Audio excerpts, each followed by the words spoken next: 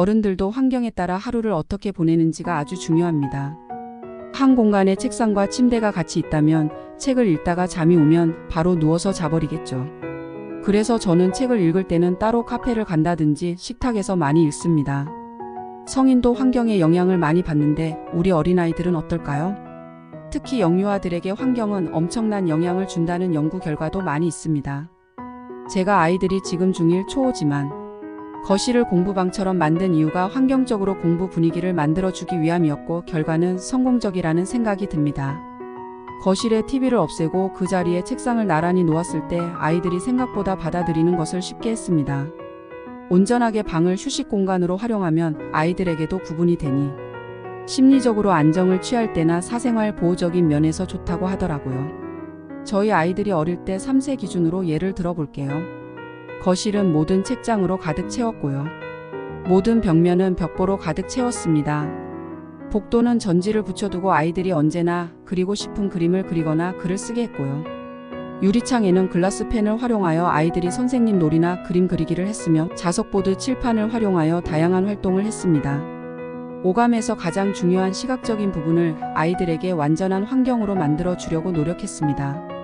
방 하나는 거의 영어 유치원 수준으로 영어로만 가득 채웠고 아이들이 자연스럽게 영어를 하는 공간이라는 인식을 심어줄 수 있었습니다.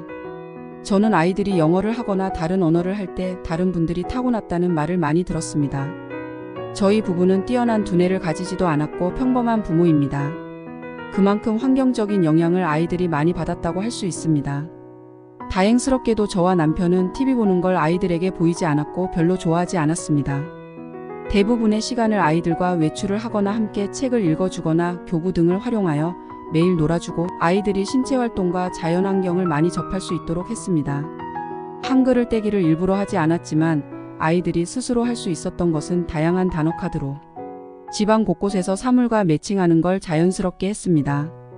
그러면서 아이들은 이미지와 한글을 자연스럽게 시각적으로 연결하고 단어를 읽을 수 있고 문장을 읽을 수 있었습니다. 그리고 구구단.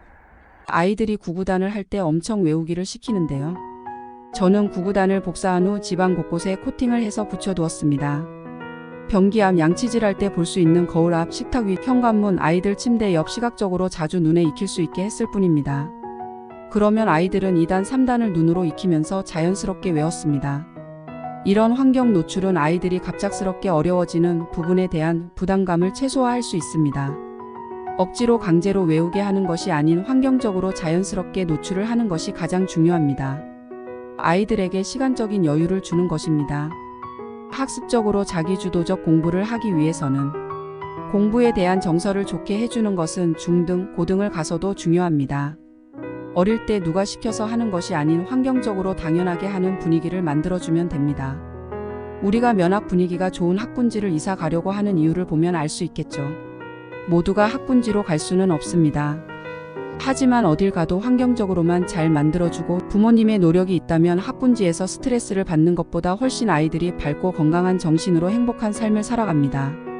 제가 이사를 하면서 책장을 아이들 방으로 다 넣고 거실을 단순하게 만들었더니 아이들이 책을 거의 안 읽는 것을 보고 저는 바로 책장을 거실로 다 옮겼던 경험도 있습니다. 아이들을 관찰하고 어떻게 아이들이 학습과 놀이를 병행하면 좋을지에 대해서 고민을 해야 합니다. 솔직히 저는 지금은 아이들이 스스로 스케줄을 만들고 지켜가고 있기 때문에 제가 해줄 수 있는 것은 많이 없습니다.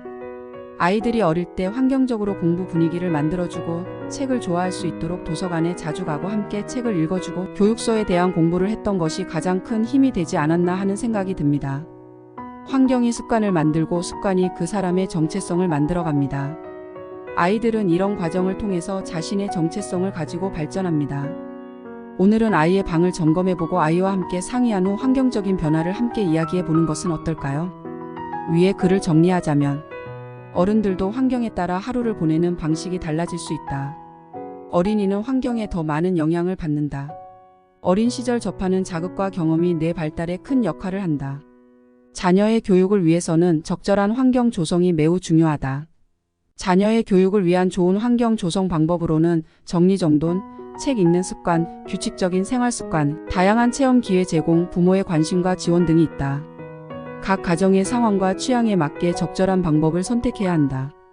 강요보다는 자율성과 책임감을 강조하는 것이 중요하다. 환경은 인간의 삶에 큰 영향을 미치므로 자녀의 교육을 위해서는 적절한 환경 조성이 중요하다는 것입니다. 또한 부모의 관심과 지원, 다양한 체험 기회 제공, 규칙적인 생활 습관 등도 자녀의 교육에 큰 영향을 미치는 요소입니다. 이러한 요소들을 고려하면서 자녀의 교육을 위한 환경을 조성하고 자율성과 책임감을 강조하는 방향으로 지도하는 것이 바람직합니다. 스공더공TV를 시청해 주셔서 감사합니다.